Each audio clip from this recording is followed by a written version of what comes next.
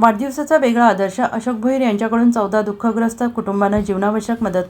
Cake फटाक्यांऐवजी समाजसेवेची वाट. वाढदिवसानिमित्त अशोक भोईर यांचा प्रेरणादायी उपक्रम.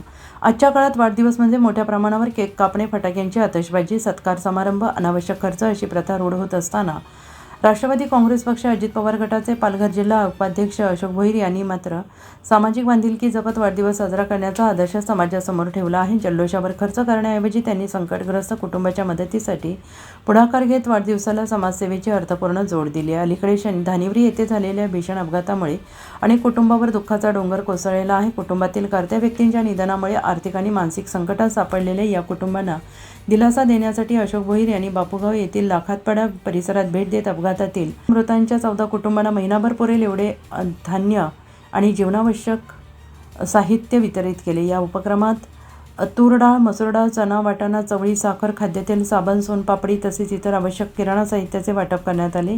सध्या शेती मशागतीचा हंगाम सुरू असल्याने संबंधित कुटुंबांना उदरनिर्वाहाची चिंता काही प्रमाणात कमी व्हावी आणि त्यांच्या घरातील अन्नधान्याची गरज भागावी या सामाजिक भावनेतून हा उपक्रम राबवण्यात आला.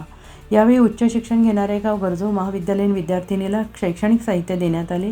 आर्थिक अडचणीमुळे कोणत्याही विद्यार्थ्याचे शिक्षण खंडित होऊ नये हीच या उपक्रमामागील प्रेरणा असल्याचं अशोक भोईर यांनी म्हटलं आहे. अशोक भोईर यांना या सामाजिक उपक्रमाचे स्थानिक नागरिकांनी कौतुक केलेलं आहे. वाढदिवसाचा दिखाऊ उत्सव साजरा करण्याऐवजी गरजू, वंचित आणि संकटग्रस्त कुटुंबाच्या पाठीशी उभे राहून समाजाप्रती आपली जबाबदारी पार पाडणे हीच खरी वाढदिवसाची सार्थकता असल्याच्या भावना नागरिकांनी व्यक्त केल्या आहेत. या उपक्रमावेळी जयवंत काटेला, कैलास माळी उपस्थित होते. तसेच हा उपक्रम राष्ट्रवादी काँग्रेस पक्षाचे पालघर जिल्हाध्यक्ष आनंद ठाकूर आणि युवा जिल्हाध्यक्ष करण ठाकूर यांच्या मार्गदर्शनाखाली पार पडला. उपस्थितांनी अशोक भोईर यांना वाढदिवसाच्या शुभेच्छा देत त्यांच्या सामाजिक कार्याचा गौरव केला आणि भविष्यात अशाच लोकहिताच्या उपक्रमांची परंपरा कायम राहावी अशी अपेक्षा व्यक्त केली. डहाणू प्रतिनिधी निलेश तांडेकर. मी अशोक भोईर, उपाध्यक्ष पालघर जिल्हा.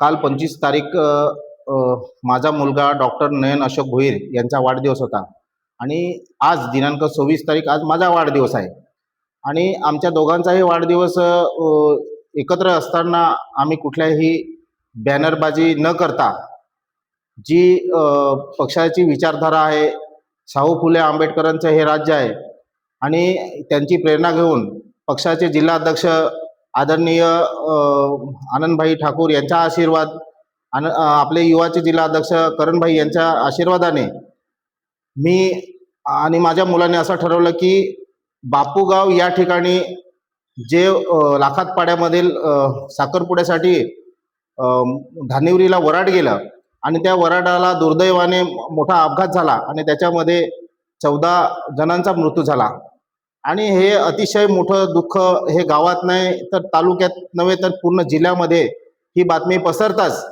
मोठी दुःख निर्माण झालं, हळहळ निर्माण झाली जिल्ह्यामध्ये, महाराष्ट्रातच झाली.